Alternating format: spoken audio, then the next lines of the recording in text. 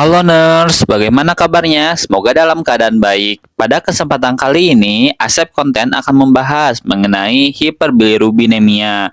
Sebelum kita mulai, jangan lupa untuk like-nya and don't forget to subscribe. Tanpa menunggu lama, kita langsung ke materi. Let's go!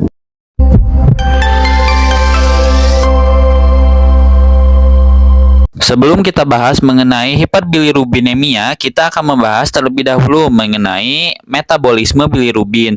Metabolisme bilirubin diawali dari eritrosit. Eritrosit atau sel darah merah memiliki kandungan Hb. Kandungan Hb ini terbentuk dari zat besi yang ada di dalam darah. Zat besi sendiri tidak dapat berdiri sendiri di pembuluh darah karena bersifat toksik atau racun, sehingga berikatan dengan transferin yang selanjutnya masuk ke sel darah merah. Ketika masuk ke sel darah merah, transferin kembali ke pembuluh darah, sedangkan zat besi atau Fe masuk ke sel darah merah. Ketika di sel darah merah, di bagian mitokondria, zat besi ini diubah menjadi Heme. Lalu, di bagian sel darah merah bagian ribosom, mensintesa protein yang bernama globin, yang selanjutnya Heme dan globin ini bertemu dan menjadi Hb atau hemoglobin. Sel darah merah memiliki usia kurang lebih 120 hari. Semakin berkurangnya usia sel darah merah, maka tingkat elastisitas dari sel darah merah akan berkurang. Karena tingkat elastisitas sel darah merah berkurang, sel darah merah ini seringkali tersangkut di pembuluh limpa. Saat tersangkut di pembuluh limpa, sel darah merah akan diproses oleh makrofag atau seperti dimakan oleh makrofag. Di dalamnya akan terjadi proses hemolisis atau pemecahan sel darah merah. Di dalam badan makrofag, Hb dipecah menjadi globin dan Heme. Globin merupakan golongan protein sehingga digunakan kembali atau reuse. Sedangkan Heme dipecah kembali menjadi zat besi atau Fe dan protoporfirin atau biliverdin. Biliverdin atau protoporfirin ini akan dirubah oleh enzim biliverdin reduktase menjadi bilirubin. Bilirubin akan dikeluarkan dari badan makrofag dan dibebaskan ke pembuluh darah. Bilirubin ketika di pembuluh darah bersifat toksik atau racun, sehingga bilirubin yang akan diproses ke hepar memerlukan perantara, dan perantara tersebut adalah protein transport yang dikenal dengan bilirubin binding protein. Bilirubin binding protein ini akan menempel pada bilirubin dan menjadi bilirubin unconjugated atau bilirubin tidak terkonjugasi. Bilirubin tidak terkonjugasi disebut juga dengan bilirubin indirect. Hal yang perlu diingat yaitu di unconjugated artinya tidak terkonjugasi, dan di indirect, ini berarti tidak, sehingga bisa diartikan bahwasanya kalau misalkan tidak terkonjugasi itu ya unconjugated atau bilirubin indirect. Bilirubin indirect ini akan dibawa ke hepar melalui pembuluh darah. Bilirubin unconjugated melalui pembuluh darah akan sampai di hepar atau hati. Hepar ini ibarat rumah, di mana rumah ini ada yang membangunnya berupa sel-sel kecil atau kalau di rumah batu bata. Batu bata di hepar disebut dengan hepatosit atau sel hati. Nah, bilirubin unconjugated ini melalui pembuluh darah akan masuk ke setiap sel hepatosit di hepar. Untuk masuk ke sana akan melalui reseptor khusus. Saat masuk ke sel hepatosit, bilirubin unconjugated ini yang mengantarnya atau protein transportnya akan melepaskan diri, dan bilirubin yang murni akan masuk ke sel hepatosit. Nah, beberapa sumber mengatakan bilirubin yang membantu transport ini atau bilirubin binding protein ini disebut juga sebagai albumin. Oke, kita kembali lagi di dalam sel hepatosit. Di dalam sel hepatosit, bilirubin akan bertemu dengan asam glukoromat dan akan dibantu oleh enzim glucuranosin transferase menjadi bilirubin conjugated atau kita singkat dengan BC saja biar mudah. Sebelumnya yang bagian tulisan BU itu diabaikan, mohon maaf. Jadi intinya itu harusnya B saja, tetapi memang ada asam glukoronatnya yang dibantu oleh enzim glucoronosin transferase menjadi bilirubin conjugated. Karena bilirubin unconjugated itu kan kalau di pembuluh darah karena ada transport yang tadi yang mengantar dia sampai ke sel hepatosit. Lalu kita kembali lagi ke topik utama. Bilirubin conjugated ini akan keluar melalui reseptor khusus dan menuju ke area saluran empedu. Saluran empedu tersebut ada yang dinamakan ductus hepaticus communis, kemudian dia akan masuk terus di saluran empedu tersebut hingga bisa terkumpul juga di vesika biliarisnya, dan setelah itu akan terus dilalui sampai akhirnya sampai di usus.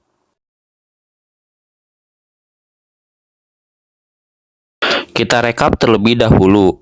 Bilirubin yang sebelum masuk ke hepar itu adalah bilirubin unconjugated atau bilirubin indirect. Ingat, in artinya tidak atau tidak terkonjugasi. Bilirubin unconjugated ini bersifat hidrofobik, yaitu tidak suka air dan tidak dapat larut di air. Nah, ingat-ingat aja kata fobiknya yang artinya ya fobia, benar-benar tidak suka, dan hidro itu air. Nah, lalu bilirubin conjugated atau bilirubin terkonjugasi itu kan sudah di usus halus tadi ceritanya. Nah, ini disebut juga sebagai bilirubin direct kalau dalam pemeriksaan lab. Nah, sifatnya itu berbanding terbalik dengan yang unconjugated. Jadi, bilirubin terkonjugasi ini bersifat hidrofilik atau suka dengan air. Kita akan kembali ke cerita bilirubin terkonjugasi yang sudah sampai di duodenum atau usus halus. Bilirubin terkonjugasi ini akan bertemu bakteri-bakteri yang mengeluarkan enzim bernama beta-glucuronidase. Enzim ini ketika bertemu dengan bilirubin terkonjugasi menjadi urobilinogen. Urobilinogen yang ada di usus akan mengalami oksidasi dan menjadi sterkobilin yang akhirnya mewarnai feses menjadi hitam kekuningan dan lebih gelap. Lalu uromilinogen juga ada sebagian yang diserap lagi melalui pembuluh darah dan masuk lagi ke hepar, dan terus seperti itu siklusnya berputar. Nah, inilah yang disebut dengan siklus urobilinogen enterohepatik. Lalu sebagian urobilinogen juga ada yang dibawa ke ginjal dan masuk ke glomerulus hingga akhirnya memberikan warna di urin menjadi kuning. Sekarang kita akan rekap keseluruhan mengenai metabolisme bilirubin. Diawali dari hemolisis. Hemolisis ini yaitu dipecahnya hemoglobin menjadi heme dan globin. Globin diserap kembali untuk digunakan, sedangkan heme dipecah menjadi zat besi atau Fe dan protoporfirin atau biliverdin.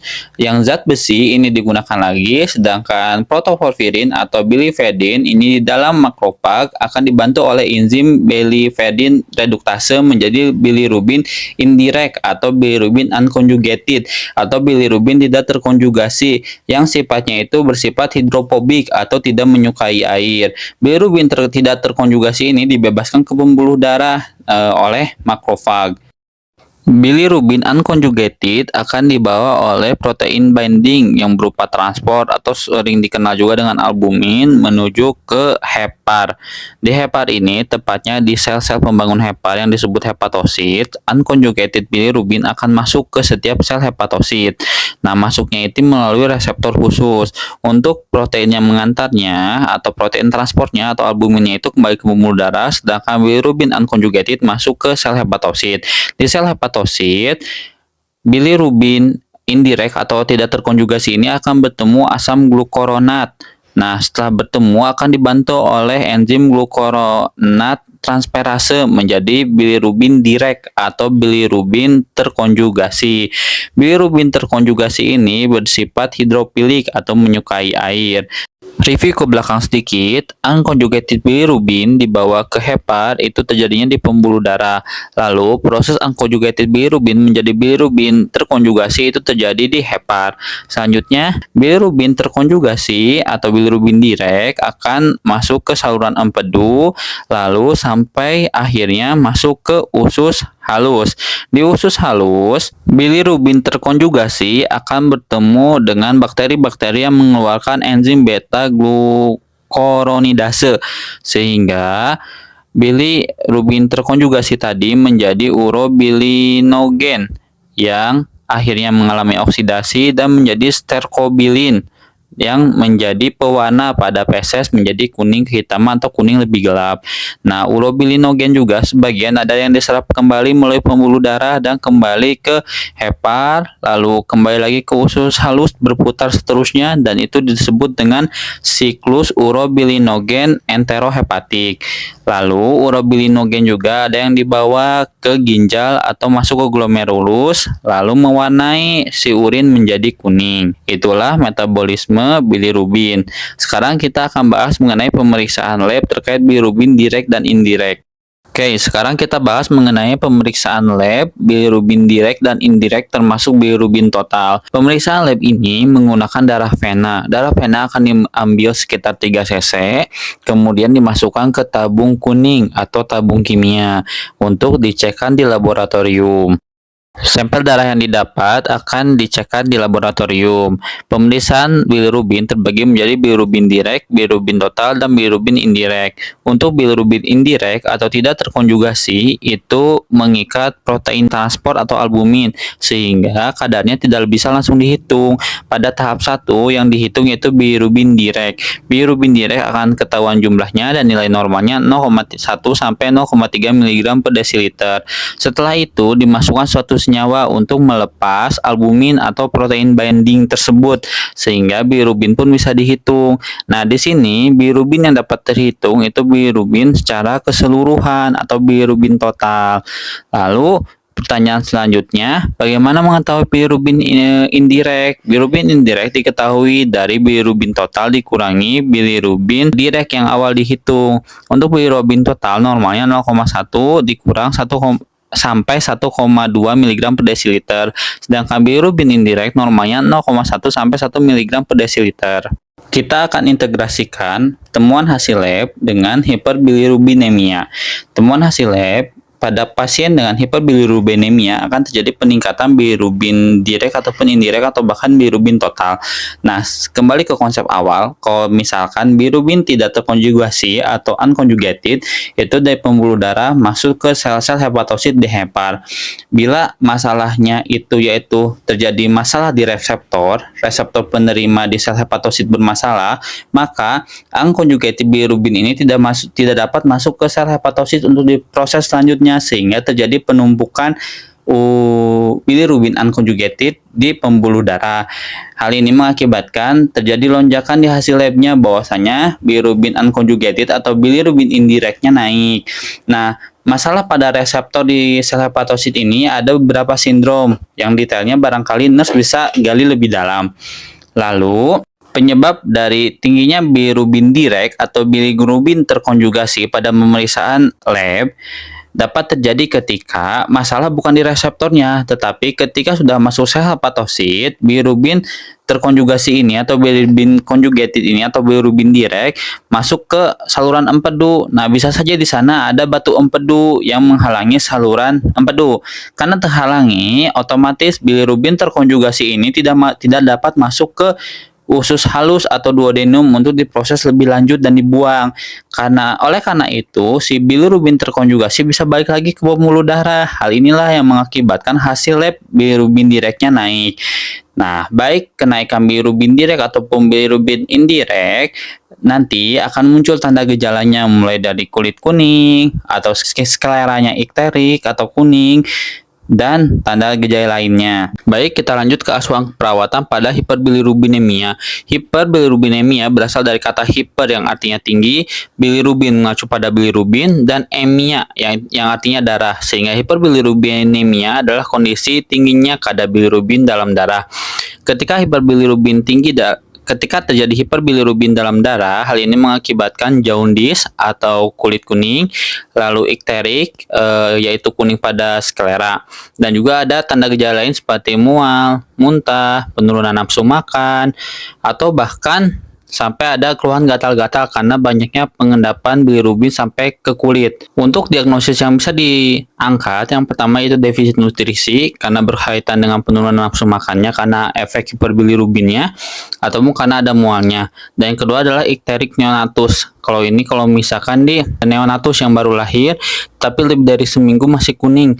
Nah, untuk intervensi keperawatannya kurang lebih nanti bisa diterapkan manajemen nutrisi, lalu bisa dilakukan juga persiapan pembedahan. Nah, persiapan pembedahan ini tuh untuk yang penyebabnya karena misalkan obstruksi di saluran empedu, ada batu. Nah, itu batunya diambil melalui tindakan pembedahan.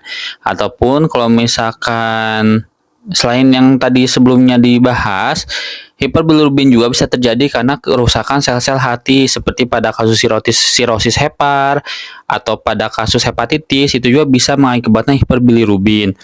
Lalu intervensi yang lainnya juga bisa dengan fototerapi. Nah, fototerapi ini fungsinya supaya bilirubin yang asalnya itu unconjugated yang bersifat hidropilik karena jadi hidropilik ini nanti harapannya bisa masuk ke kencing dan terbuang. Nah, itu fungsi utama dari fototerapi. Selebihnya tinggal yang tadi observasi keluhannya, observasi bilirubinnya, observasi gejalanya. Untuk edukasinya ya edukasi terkait dengan diet nutrisinya, termasuk kalau diperlukan ya edukasi terkait fototerapi ataupun tindakan pembedahan. Kemudian untuk terapeutiknya ya kita bisa untuk bantu terkait dengan menyiapkan tadi fototerapinya, lalu untuk nutrisinya kita ajarkan, untuk terkait dietnya, atau dengan kolaborasinya, yaitu dengan pemberian untuk kalau misalnya masalahnya di kerusakan hati, bisa kolaborasi pemberian kurkuma ataupun lesikol. Paling cukup sekian untuk Asep konten pada kali ini. Semoga bermanfaat, kurang lebihnya mohon maaf. Sampai jumpa di Asep konten selanjutnya. Wassalamualaikum.